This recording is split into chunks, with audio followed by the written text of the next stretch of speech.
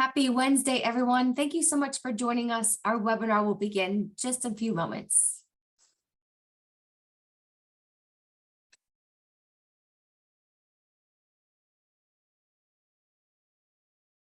We've got a lot of people coming in and we just want to wait for a few more before we get started, but our webinar will begin shortly.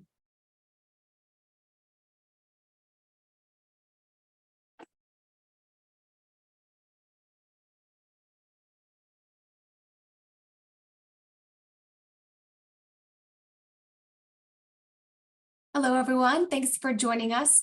We are very happy to see you all again. And also we encourage you to ask our speakers questions. But if you could please use that Q&A section to submit your official questions for our speakers, we greatly appreciate it. As you can see already, the chat moves extremely fast. And so we don't want to miss any of those important questions. So if you want to ask our speakers questions, we encourage you to do so. Just please use that Q&A section located at the bottom of your screen right next to the chat.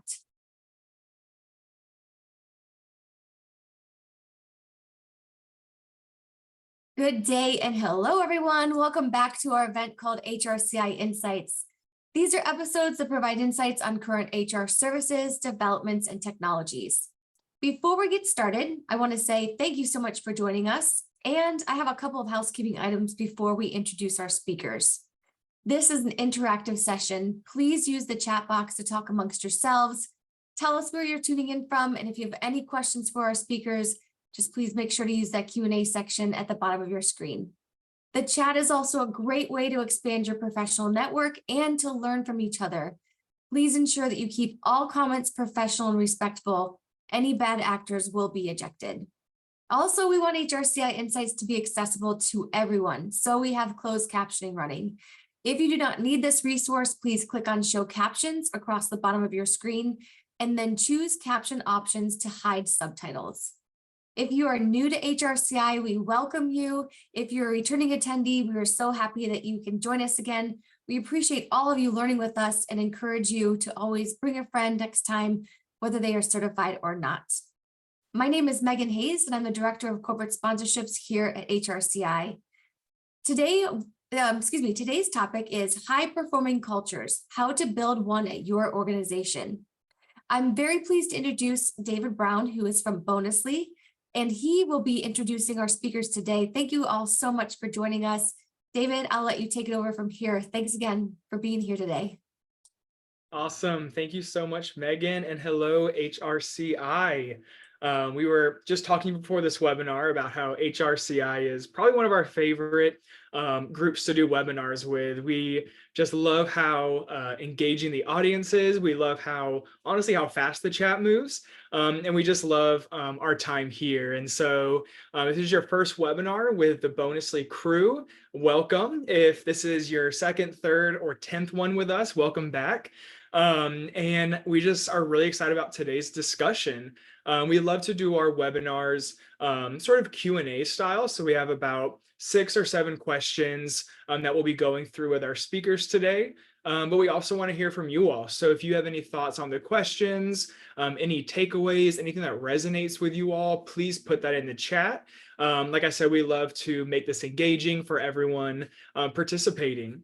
Other than that, like Megan mentioned, we do have some time at the end for the Q&A. And so use that Q&A box, put any questions that may come up during the session, and we will get to those at the end. And so with that, I will introduce today's speakers. And so we'd also love to hear from you all while we talk, with it being the beginning of March, spring is just around the corner. And so we would love to hear from you all. What is your favorite spring activity? And we will start with you, Erin. Just go ahead and introduce yourself. Let us know where you're calling from and a little bit about your company as well. Sure. Hi, everyone. All over the world. Like I keep seeing in this chat, I was like, there are people from all over the world here. So exciting.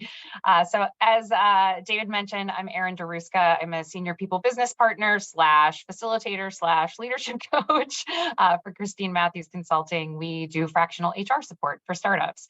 So my role is to essentially be a fractional head of people for some startups, mostly in the biotech space, but also in other spaces as well. I'm also an adjunct professor and a leadership coach, which is super fun. I do have my SPHR, so shout out to HRCI, and over 20 years of experience. I am currently in outside of Winston-Salem, North Carolina. And my favorite springtime activity, I love when the seasons are changing. So it's like the flowers are blooming and I can start to see the buds on the trees, and I hear the frogs out back now. They're like out of their, out of hibernation, the different birds coming in from their winter vacations. And yeah, that's like my favorite, just starting, and like the smell, like the air smells different, and just that nice little transition is what I like. Awesome. Thanks so much, Aaron. And Jonathan, we'll pass it to you. Yeah, thank you. And yeah, there's people from all over the world. I saw a couple Las Vegas pop up, and I'm currently in Las Vegas. As David mentioned, my name is Jonathan Rowe, and I work for a company called Choreo, and we're a wealth management company with advisors across the country. We have over 120 financial advisors spread across dozens of offices. And in my role, I'm responsible for leading and consulting with leadership on the company's people management strategy at large. I originally started my career in wealth management, and over the course of a few years, when I was fortunate enough to work at a fast-moving startup, I started really enjoying the people aspect, the internal client, instead of actually dealing with the end client that our advisors do. And I started with, recruiting before I got into the more holistic HR picture. And then I made a brief stint in a tech startup, and then I came back to wealth management because I really love professional services. And almost forgot the icebreaker. This is a little weird one, but my favorite spring activity is skiing. I love skiing, and I like doing it in winter too, but spring skiing where it's warm and very fair weathered, being out here in Las Vegas, is definitely one of my favorite springtime activities before it ends here in April. So I love that. Yes, being from Florida, I don't get much skiing in, but I do hear a lot about the March Madness trips where it's a little cheaper, a little discounted for people to go out to Colorado, which is actually where Bonusly is located. But awesome. Thank you so much, Aaron and Jonathan. My name is David. I am on the marketing team here at Bonusly. We are a rewards and recognition platform. And like I said, just love doing our webinars with HRCI. We love all the involvement with HRCI, and just really excited about today's conversation. Before we get into it, now that the chat has slowed down a little bit, I will drop Jonathan and Aaron's company's LinkedIns in there. So if you want to know any more about what they do, a little bit more about their companies, feel free to look those companies up, and we'll share them again at the end. But today's topic is high performing cultures, how to build one at your organization. And if you've joined one of our webinars before this year, we really are talking a lot about high performing cultures. It's sort of a buzzword that we hear a lot in the work world today in 2024, and a lot of it does spur off of doing more with less. Like 2023 was a year for everyone. It was a roller coaster of a ride. And so now going into 2024, trying to figure out how to work with what we have, and so how to build that higher performing culture at your company, no matter what you're going through, no matter what industry you're in. And so really excited about today's conversation. And so with that, we will get into our first question, and we'll start with you, Aaron. But let's just set the stage for everyone. To you, what is a high performing culture? Yeah, that's a great question. For me, it is all based in called psychological safety. And so having where people, and if you're not familiar with the term, it's just where people feel they can be themselves, share without risk of feeling like they're going to be retaliated against or ridiculed for either making a mistake or sharing information. So creating that environment where that psychological safety is there. The other piece for that too is, and I've seen this with multiple clients that I've worked with, organizations where trust is given first and not earned. And it's not that people shouldn't earn trust, but what I normally see is that if someone has the attitude of well, you have to earn my trust, then that has a different look and feel than when someone's like, I trust you already. I hired you to do your job and and I trust you already. So it just has a different energy about it. And, allowing people, cultures where, high performing cultures, what I typically see is, people feel like they can bring their whole self to work, that diversity is valued, and it's seen as a strength. Like, we want people who have different thoughts and different ways of thinking. And obviously communication is important, and that communication is both kind and clear. Shout out to Kim Scott and Radical Candor, because that's her whole work. Feedback is really abundant and used for growth, and is given frequently, right? So it's not this big event of feedback, but that you are allowing, you're sharing feedback all the time, both, positive and constructive, so that people, I think they want to do a good job, right? And if they want to do a good job, it is helpful for them to sort of know what's expected and to be told if things are a little off track for them. And then, another thing that I think is really great in high performing cultures, and what I see within, even my client base, is that, people genuinely want to help one another. So there's this culture of collaboration, and that people are kind to one another, so that they're helping out, and it's not a me versus you sort of situation. So those are sort of the things that I notice and I see in high performing cultures. Jonathan, is there anything what you see differently? Well, very similarly, psychological safety is really at the top of my list, and high performing cultures are ones where, that fosters an environment where everyone feels a sense of belonging. They're comfortable taking risks, sharing ideas, expressing themselves, without fear of retribution. And it's where the strong sense of belonging, where people feel valued for their unique contributions and diverse perspectives.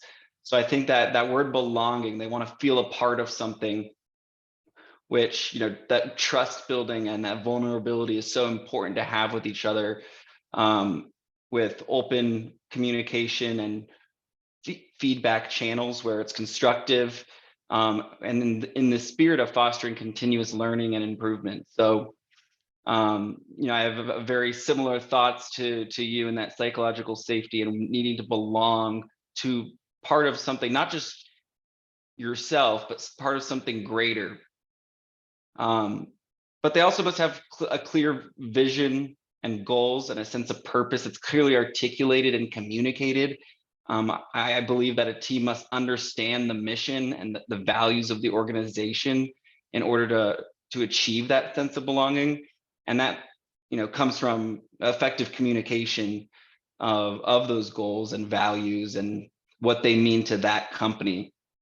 And with, the goals and values, it's, really how a company defines them. I think it's some stat that's like 55% of Fortune 500 companies have integrity as a core value. But what does integrity actually mean inside that company and that culture, and how you service your customers or clients? Yeah, I saw in the chat somebody had put in, and I missed the name, so I'm sorry. But it was like the idea of assume positive intent too. I really liked that, to call it out. So shout out to the person that put that in there, but it moved so fast. I saw the note, but didn't see the name.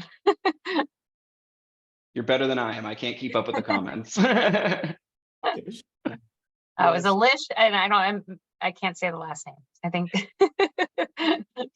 Yes, I love that. And yeah, just looking at the chat while you both were talking, it's a lot of people just agreeing with you, just saying that communication, a lot of, engagement, is a good sign. It's recognition, which at Bonusly we are big fans of, obviously.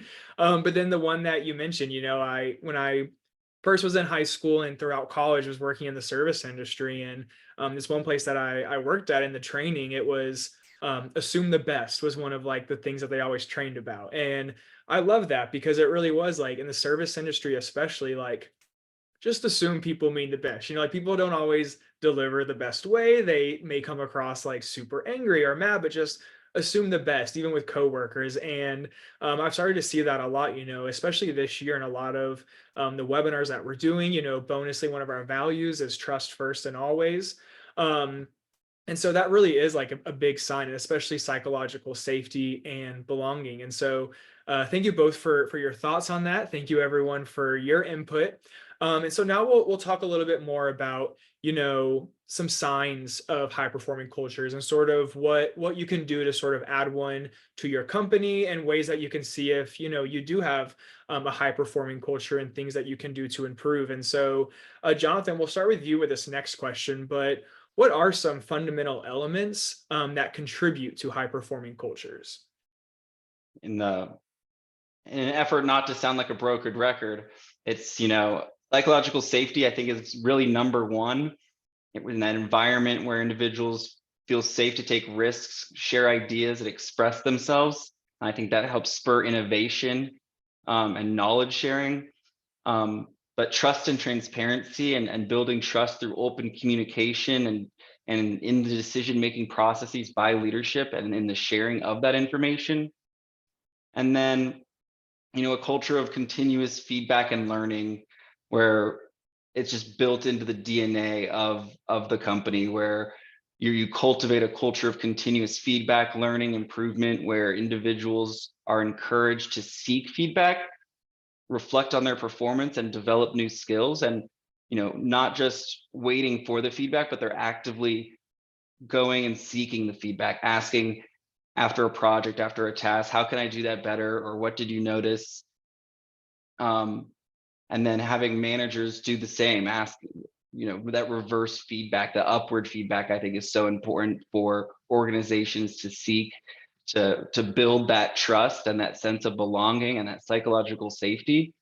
So the continuous feedback loop, I think, is essential to build a high performing culture. Yeah, and I saw in the chat too, a person named Diane had mentioned about the proportion of giving like more positive feedback than constructive, so then it doesn't become this event. So if you're, and I think the statistics on this are like you have to give five amounts of positive feedback for every one piece of constructive feedback. So I wanted to just point that out because I thought that was a really great statement, and really does lead into that high performing culture. I love that. And I will say, feedback has been coming up a lot lately, and we joked in our last webinar with HRCI that we really need to do a whole webinar on feedback. It's such a loaded topic, and it's such an important topic, like there's ways to give feedback, there's ways to receive feedback, and really just the importance of feedback. And so stay tuned. We are working on one at Bonusly about a whole webinar on feedback and the importance of it. But yeah, I agree with everything you all said. If you look at the slides, we have from a latest report and blog post that we actually came out with here at Bonusly are just some key elements of high performing cultures, and that contribute to high performing cultures. And a lot of these are echoed in what both Jonathan and Aaron said, as well as what everyone has said in the chat. And so I dropped the link to that in the chat. So if you want to read more, it is there. But with that, we will go to our next question. We'll start with you, Aaron. But one thing that comes up a lot and has already come up in this webinar, is core values, and, the importance of company values and a company mission. And so how can aligning everyone in the organization on core values enhance the journey towards a high performing culture? Yeah, it really helps, right? And I will say the values have to be truly lived values. So I go to Jonathan's earlier point of like 55% of companies having integrity as their value. Like, well, okay, well, what does that mean here? And is it actually lived? But it can help align for hires, right? So now like, what are we looking for? We want to look for people who exhibit those values. Kind of helps rally the current employees and get them excited around things. Again, I work with startups, so I had a company that when I first started working with them, they were at about 20 employees. They doubled over the course of about a year. And so we looked at their values. It's like, here are the values you put together when you were 10 people. Are these still the same values at 40 people? And we had the whole team actually weighed in. So people voted on like, yes, these still are, or no, they aren't. And here's some values we would put in there. Then we had an offsite, and in that offsite, they got to spend time further honing what those were and really getting them down to about 5 core values. And what was great there too is then we had people define what those values are. And then list out what are some ways that these values are exhibited. And then this is what gets published out to, to the team and and externally. And now the best part is they've now tied rewards to that. So now there's a peer-to-peer recognition program that the employees can come back and say, I saw David exhibited this, this value, and then David gets a gift card for that. And so it's really helping drive those values in and showing that they're lived. They're not just in a drawer somewhere or on a wall somewhere and people don't pay attention to them. They're actually integrated into their organization, both from the hiring process all the way through performance. Yeah, and I think, making sure they're lived and publicizing them, and you revisit those values are so important, because a lot of times I feel like companies set them at the onset and they go in some folder on some SharePoint site and no one pays attention to them anymore. And I think it's so important to revisit those, redefine them if you have to, and continuously publicize them so you can further ingrain them into the company culture. I think, how core values can enhance the journey towards high performing culture. They provide a common foundation and guiding principles for decision making and behavior. So it defines how you're going to operate as a company, and it gives everyone a shared sense of purpose and direction, where individuals are working towards the same goals, upholding the same standards. But culture happens. Every company has a culture. It's not something that you implement. Every company has a culture, and either you create the culture purposefully and the one that you want, or you let culture happen to you. And those are probably not the high performing cultures. So I think, setting core values helps guide how your culture is going to be, and not just let it happen to you. Yeah, and I love it. Ann O'Connor in the notes said to live your value, live, not laminate your values. Yeah.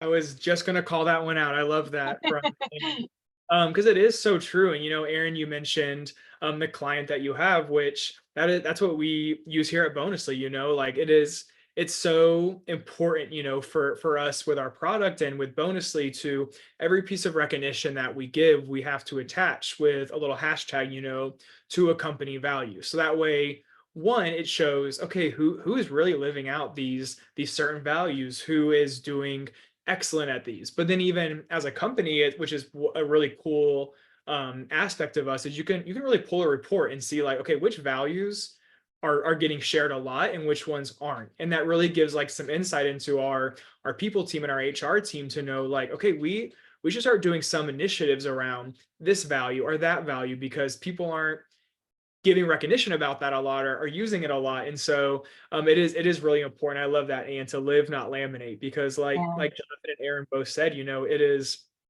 they're living things, and they can change with time. They can grow, they can elaborate. And it's a great thing to, like Jonathan mentioned, keep the employees and keep the company grounded on the same mission and the same values. And so I love all the insights there. Yeah, and Samantha put in the chat too about having individuals' core values aligned with the company's values. And I think that's important as well, because there was some chat in there about, being your authentic self, and all of that also leads to a high performing culture. Totally. I love that. And Jonathan, we'll go to you with this next one. Again, just like we mentioned with feedback, just like we mentioned with values, this next topic is another one that we've seen a lot lately. We just did a webinar with our friends at Bravely on this topic.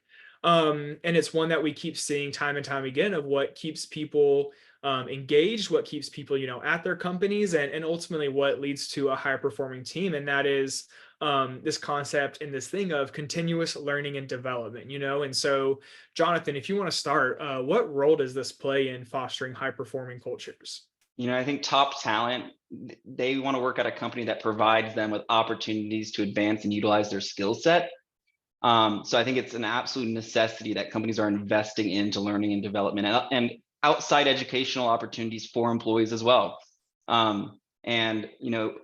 It's proven that by investing in this specific area, it's beneficial to the company's bottom line. It improves for adaptability, and it enables individuals to adapt to technologies, help the organization stay more agile and responsive to the changing environments, drives innovation, and it also drives knowledge sharing and creating that culture of continuous learning and development, facilitates the transfer of expertise, best practices, and leads to improved performance across the board. So Yeah, and Tahara said in the chat, like, you grow your people, you grow your culture.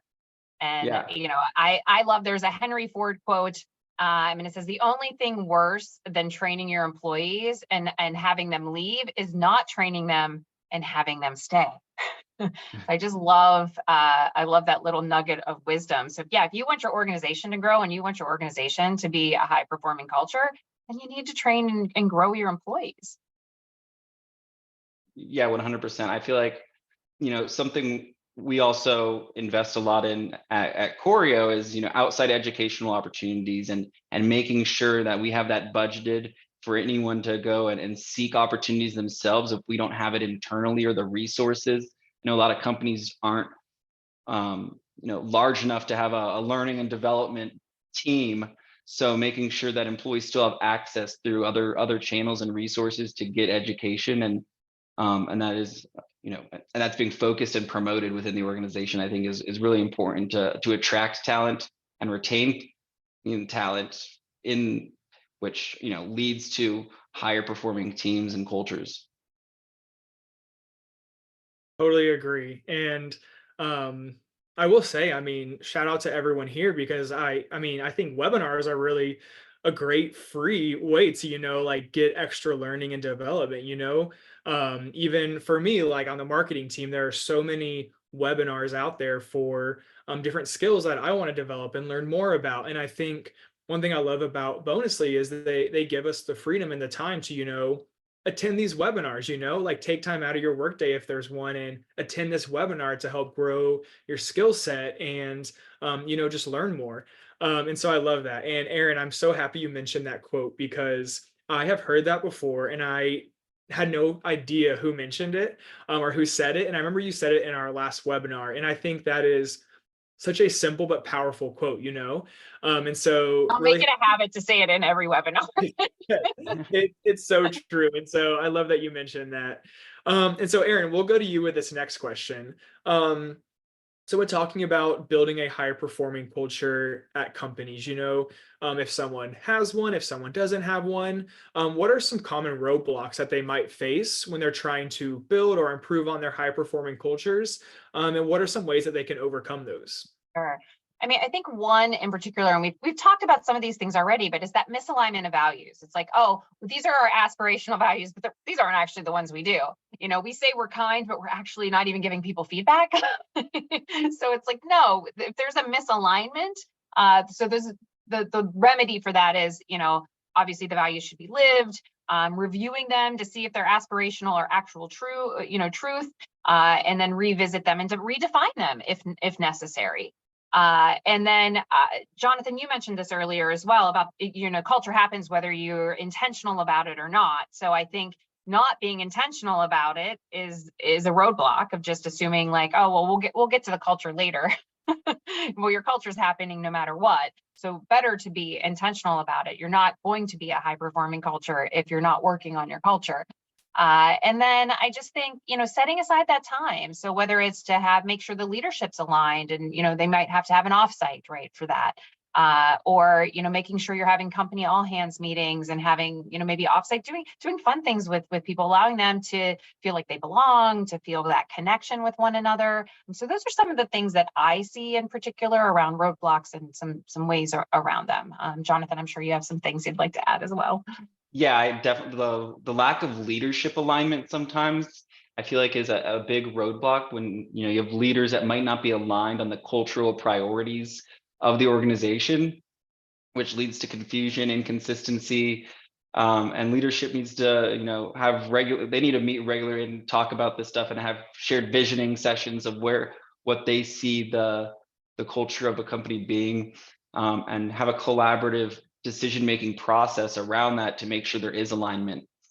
But one thing that I notice often as a roadblock when trying to build a high-performing culture is, not handling underperformance.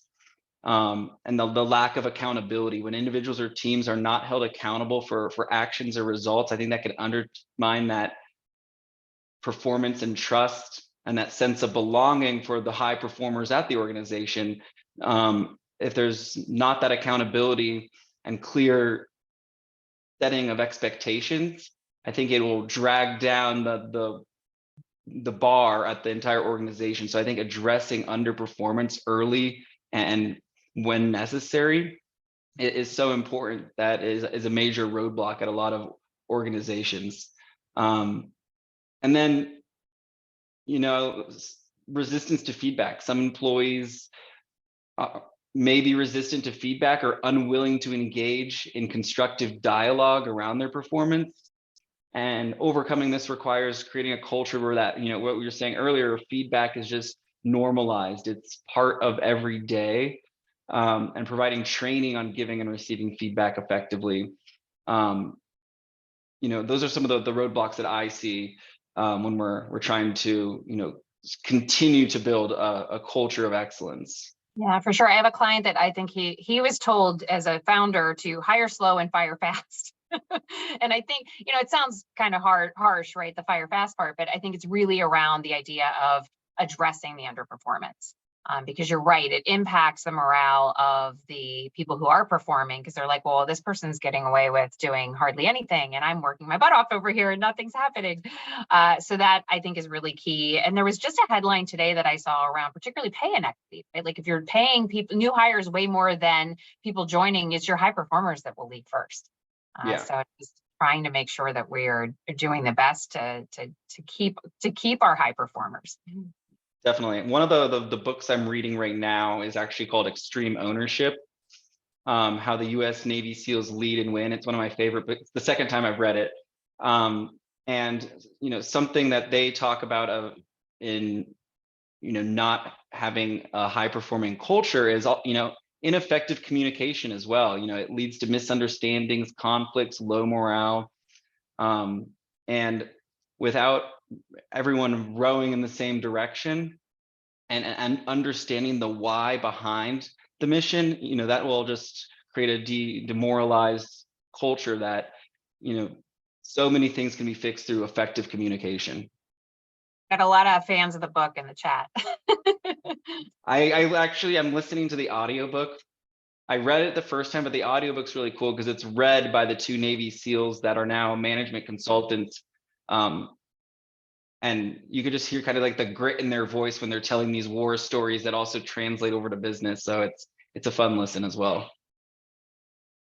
That's awesome. Yeah, I was gonna call that out too. That as soon as you mentioned it, the chat kind of went crazy for it, which is a good sign of just the amazingness of that book. And for anybody who isn't seeing the chat, the name of the book was Extreme Ownership. So just wanted to repeat that for anybody who wanted to know.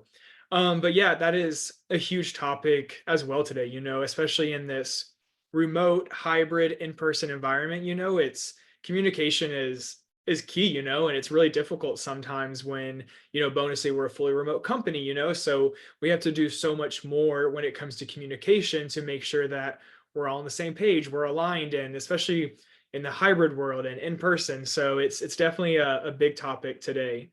Well, awesome. Well, let's go to the next question, and we'll start with you, Jonathan. So we've covered quite a few of the elements that we've seen from high performing cultures, the importance of core values, of learning and development. We talked about communication. But one thing that came up in the beginning, and one thing that keeps popping up that people mention in the chat as well, which is something that Bonusly is a real big fans of, and that is the importance of recognizing, when it comes to high performing cultures. And so, Jonathan, if you just want to share first, what are some effective strategies for recognizing and rewarding good work that contributes to, fostering these high performing cultures? Yeah, I think, feedback or, recognizing and rewarding good work, it needs to be specific. So it needs to be tied to a specific event. If we're, praising someone for work they did, it should be tied specifically and in a timely fashion to that work. So you're reinforcing the desired behaviors you want to create in your culture. So I think, being timely and specific is very important. But also making sure that it's public. We're celebrating these wins as a team together. I really like public recognition at our organization because, as I mentioned, we're spread over in dozens of offices across the country, and being able to see what other people are working on or celebrating successes across the company gives you insight into other people's day, especially in this remote environment when we can't, do it on the spot. In my last role, when we were going to the office, we had a big gong in the office, and we would go ring it when someone landed a sale or did something else. But we can't do that now. So I think doing it in a public forum like Teams or Slack is so important in a remote environment. And then peer-to-peer recognition, making sure that it's not just downward recognition from managers or leadership, which obviously is very important, but making sure peers are recognizing each other for their work and deploying that in your company culture. At at Choreo, we do use Bonusly, and it kind of checks all these boxes, and allows us to have that insight across the organization, celebrate across teams. We can do it right there on the spot. It's in our team's account. So it's been a really cool tool for us to use internally. I was actually looking at it in my last role prior to Choreo. And it was essentially, no, we don't want to spend the money on that.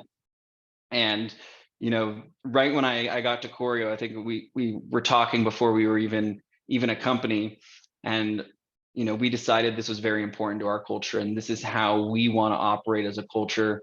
And being able to cash out your points, we call them Choreo coins at Choreo, to actual dollars and gift cards or our company store is really cool and engaging for folks. Yeah, and I saw in the chat, like Bree said, ask your employees how they like to, to be recognized, because that can be really important. There's some people that, would love the, big recognition in a Slack channel or a Teams channel, and other people that be like, oh my gosh, Yeah. and would rather just their manager tell them. And I think, kindness goes a long way, and you'll see it if anyone connects with me on LinkedIn, feel free. But my background picture is kindness matters. I really feel like that it does. And, so some of it's just in noticing and recognizing, and managers play such a big part in this, right? So it could be as simple as just saying thank you to somebody, as, sending them an email. But I think also making sure that even if you're doing it in a more private setting, that particularly as leaders grow and, founders and CEOs, they don't know what the line staff, what the staff under them necessarily are doing. So having those managers make sure they're talking up their employees and letting them get that visibility from and sometimes that's really great, right? Because maybe then, the CEO sends a message and says, hey, I heard you really did a really good job on this. And that can have a really powerful impact on someone who's like, oh my gosh, I didn't even know you knew who I was, let alone knew that I did this great thing. So in a lot of my clients, similar situations where it's like they don't have a budget for it, so they have a Slack channel that's called like kudos, or you are one has it, it's called you are awesome. And it's just a nice way for, again, peers to recognize each other. Managers can use it too. It can really have a nice little impact on folks. Yeah, I think the continuous recognition and the kindness goes back into what we were saying at the beginning, where that builds that psychological safety and that sense of belonging. And that's why recognition is so important. And what you're saying earlier, you need to hear five positive things for every negative one, for the negative ones to really resonate, or I'll say constructive, to really resonate. But it's so true. So implementing a culture of continuous recognition, where good work is acknowledged and rewarded consistently, and reinforcing your values and behaviors is so important. Totally. I love that. And I will drop this blog post again in the chat. And this is really some ways for, I mean, the post is about managers using Bonusly, but it really can apply to, any recognition, and just the importance of, we talk about peer-to-peer a lot, but even with managers, one of the points we talk about is, never miss a special event, which, is easier said than done. I just had my birthday last week, and with Bonusly, we get like a little like shout out, like, oh, happy birthday, and people can add on. And it's one of those little things that, it sounds great, looks great, but then once it actually like happens to you, it really does, mean a lot, whether it's birthdays, work anniversaries. Today is actually my manager's 1 year here at Bonusly. And so, making sure that you never miss those important milestones, because like you mentioned, Jonathan, that recognition and that acknowledgement really plays into like your sense of belonging and, really making you engaged and happy with where you work. And so love everything you both just said. And everyone's different, so I think having multiple forums for recognition, and doing it privately, publicly, is also very important. And everyone reacts differently or has different responses to different ways of reinforcing that. Some people might really like to be recognized through a gift card. Some might just be recognized publicly. So trying to weave in the different ways different people want to be recognized, I think, is important. Yeah, and I used to ask like when I had direct reports, I'd be like, where would you appreciate a gift card from? Like, I'm not saying I'm buying you one right now, but like, where would you appreciate one? Because I could get you Starbucks and be like, I absolutely hate Starbucks. I'd rather know where you want something from. Yeah. Totally. Yeah. We actually just made this at the end of last year. It was like a employee like favorites list is what we called it.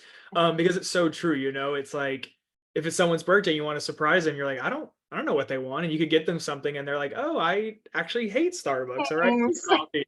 And so yeah, it really is part of that, like getting to know everyone, even with how they like recognitions, where they want a gift card to. So that's awesome.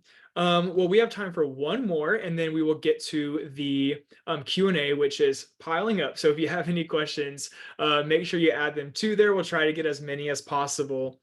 But this last question, really want to tie everything together, and we'll start with you, Aaron. So what now? So for companies who want to build a high performing culture, for companies who have heard some things in this webinar about steps they can take to build a high performing culture, or for companies who really believe that they have a high performing culture, but can definitely, we all can improve. What are some practical steps that organizations can take to start this journey? Yeah, great. Look in the mirror. Really take an honest look. Like, where are you right now? So what behaviors are you rewarding, whether it's, explicitly or implicitly? Are those behaviors the behaviors you want to reward? Because they might not be. And then how can you reward more of the behaviors you want to see in the organization? But also, I think, again, we've talked about this over and over about, culture coming from the top and leaders playing a huge role in this. And part of that too is just, make sure your leaders are modeling those behaviors because otherwise people are going to see a manager doing one thing and you're rewarding the opposite behavior. There's a disconnect, right? So we want to make sure that everything's aligned. And so for me, it's just like take a good hard look at yourself. What are you doing?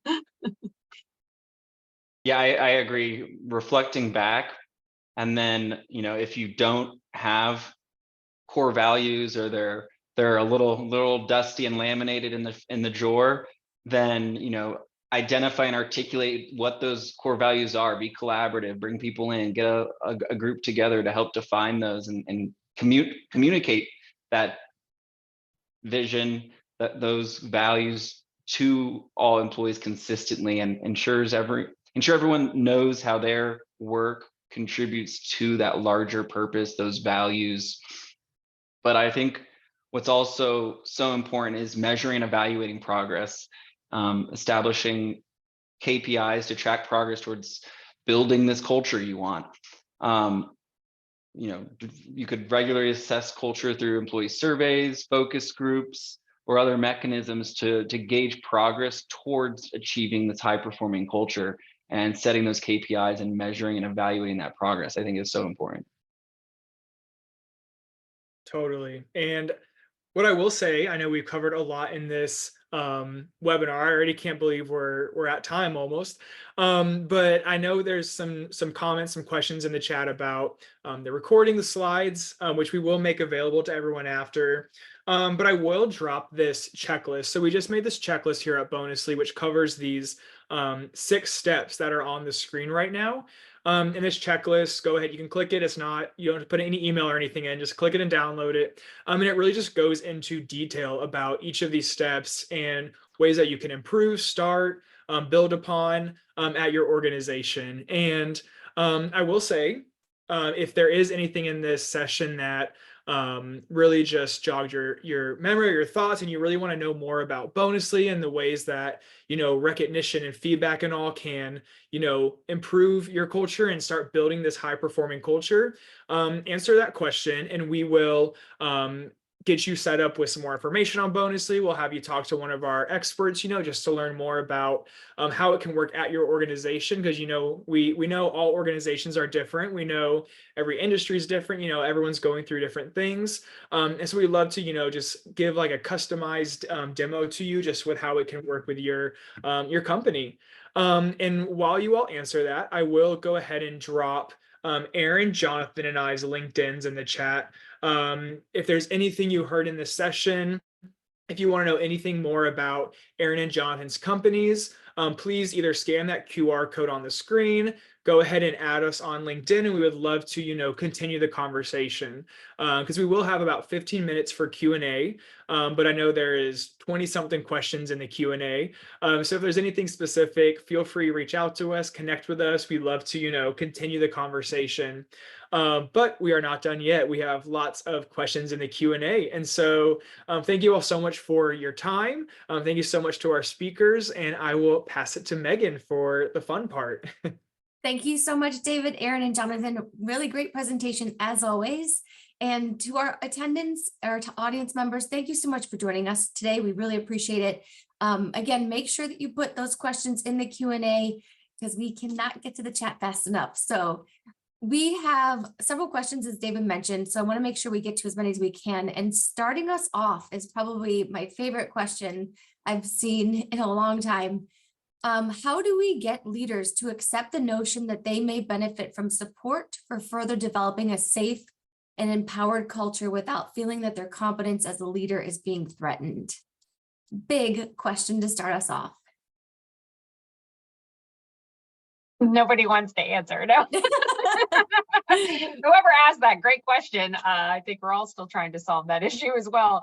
For me, I think sometimes it can be really hard because, I work with founders and, there's a sense of, pride in what they do. And I think like sometimes I have like, oh, I get it. It's your baby. And nobody wants to be told their baby's ugly. So want to make sure that they understand that, I think it's maybe giving some examples. I like it when they might have if somebody who can influence them, who's sort of at their level, right? Who can say, hey, I went, I had a coach and it was really helpful, or I did this thing and it was really helpful.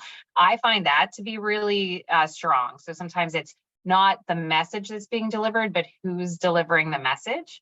And so I like to always think of like, who is the best person to broach this topic with, with that individual. I know, Jonathan, what's your experience been? Just like how people like to receive feedback differently, I think all leaders have something that resonates with them more. So finding what that is, maybe it's, the bottom line, to be very general. How will further developing a safe and empowered culture fuel a high performing workforce, and how does that drive the bottom line, or how would this drive a different initiative? And what, the what's in it for me kind of question, I think is always very important.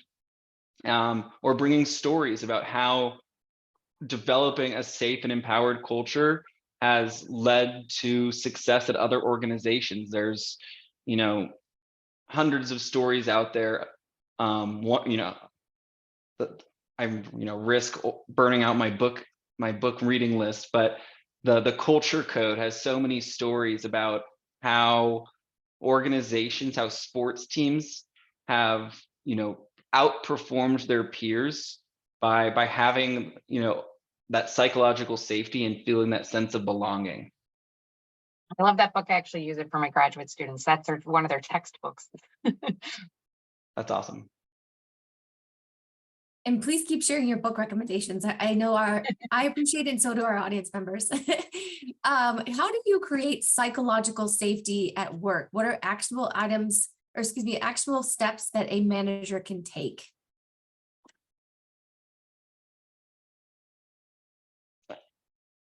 I was going to So let you go ahead, Jonathan, because I went first last time.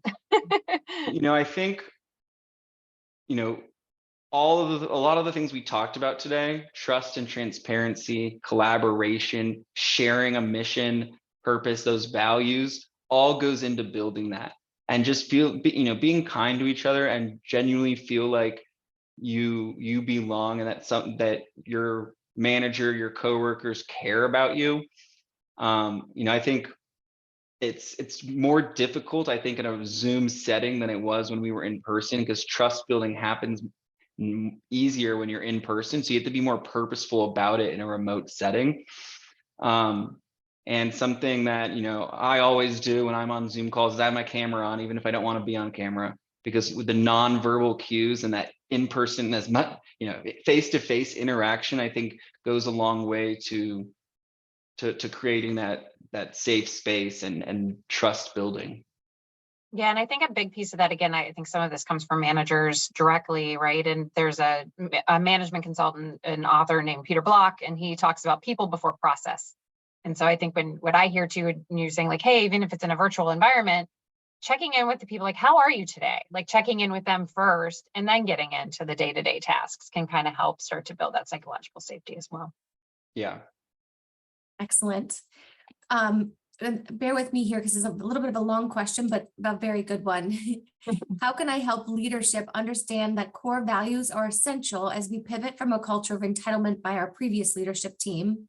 They want to fix the culture, but I feel we have to start with the core values and build from them.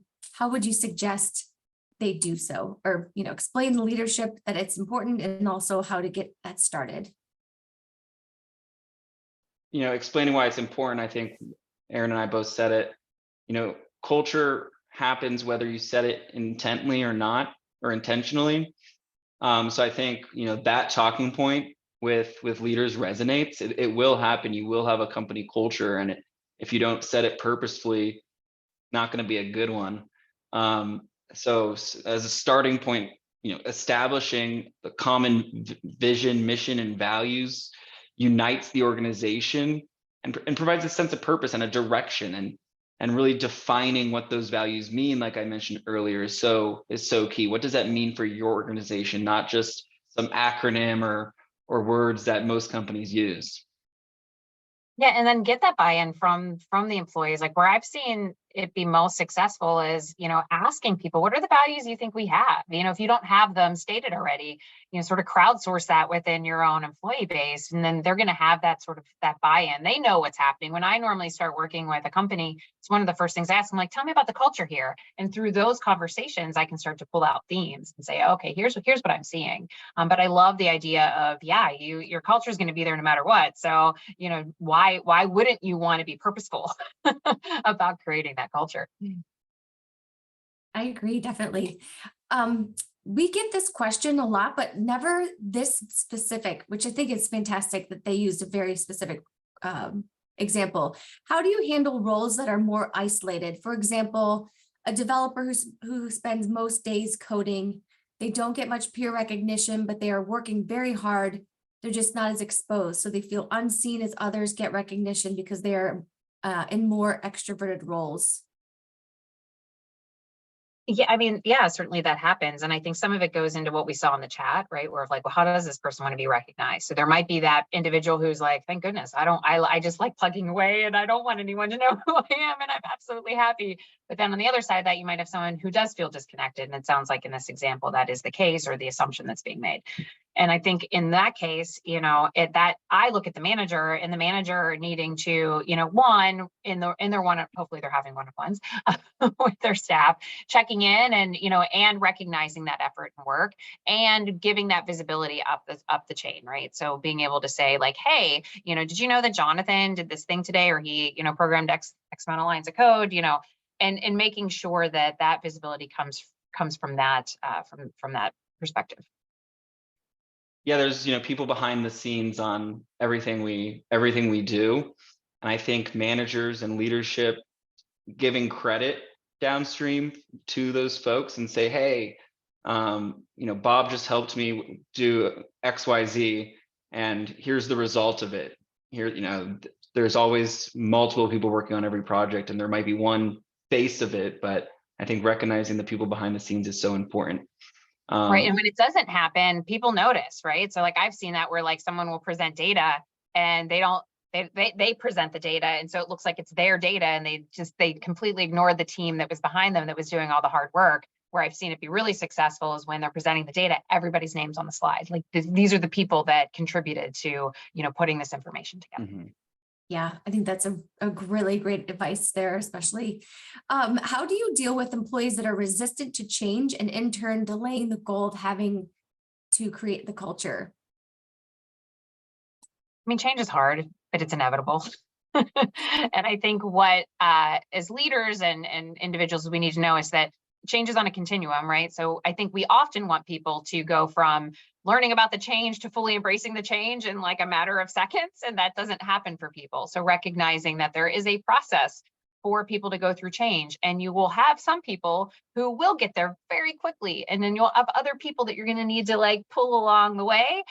So as a leader, you only need to be one step ahead of where your team is. So letting them, helping them sort of know that it's a process, clearly communicate, continue to, address any concerns. I've heard Jonathan mention sort of the what's in it for me, so making sure that they understand that. And so knowing sort of the what, the who, the why, the how behind the change. Often we forget that why behind the change for folks. And then making sure that that we can pull them along. A lot of it is because there's uncertainty or the communication's not there. And we want to make sure that they have a good understanding of what's next, what the impact is for them, and put them at ease so that they can get through that change process as quickly as possible. Definitely. Yeah, I would just say ditto to Erin. And communication is so important, and making sure that you're communicating and reaffirming the communications regularly. And if it's not resonating with folks, then maybe you have to look at a different way of explaining it. Because most of the time I feel like people are resistant to something because they don't understand it. So explaining, making sure they understand it, and then they might not like the decision, but at least they could understand it and move forward constructively. Very good. We are running out of time, but I do want to get to a couple more questions if we can real fast. How has remote work impacted having high performance culture?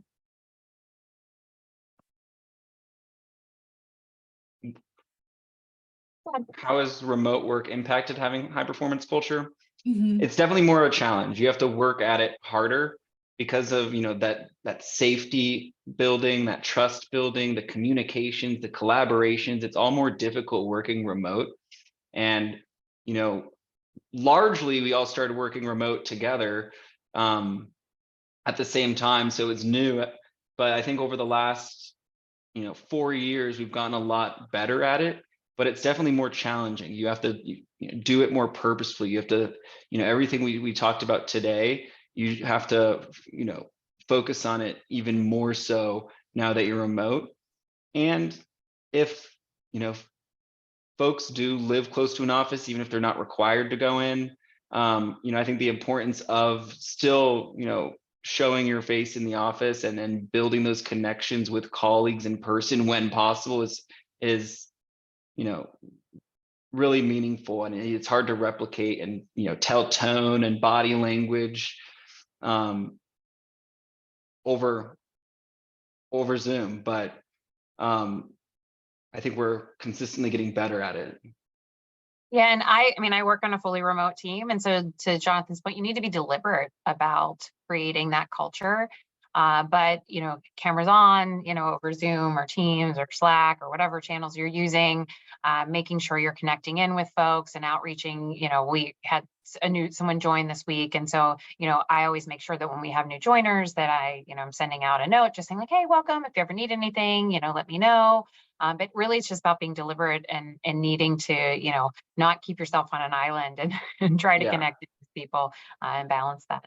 We have different like Teams channels that are not related to work to facilitate that trust building, to know what's going on in people's personal lives. So, we have a channel for sharing pictures of your family or for talking about music. So we can build those connections in a remote atmosphere the best way we can. Which I think is so important as well. I love that we have a pets channel. We have like, what are you watching? What are you reading? We have a break room channel for it's all the rest of the random stuff. That's so great. I know we have to build in some extra time for our meetings because we try to use the first 5 or 10 minutes to talk about what shows we're watching, something funny that happened that day, but it's really good suggestions. Well, I hate to say this, but we are out of time, but I do appreciate you all, David, Aaron, and Jonathan. Thank you so much for this great discussion and great presentation today. And thanks to our attendees, very engaged as always and really great questions. We hope that you'll join us again sometime soon. I know we have an alchemizing HR session starting again tomorrow at 1 p.m. Eastern.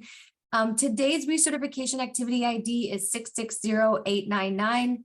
Again, 660899, and this program has been approved for 1 business credit towards your recertification. While we wrap up, Aaron, Jonathan, David, any other final book recommendations you'd like us all to know about before we close? I really love Adam Grant's Hidden Potential. I listened to that one. It was really good. I Never Eat Alone is one of my favorite ones, and it's about networking. Not as much culture or HR, but it's a really interesting one.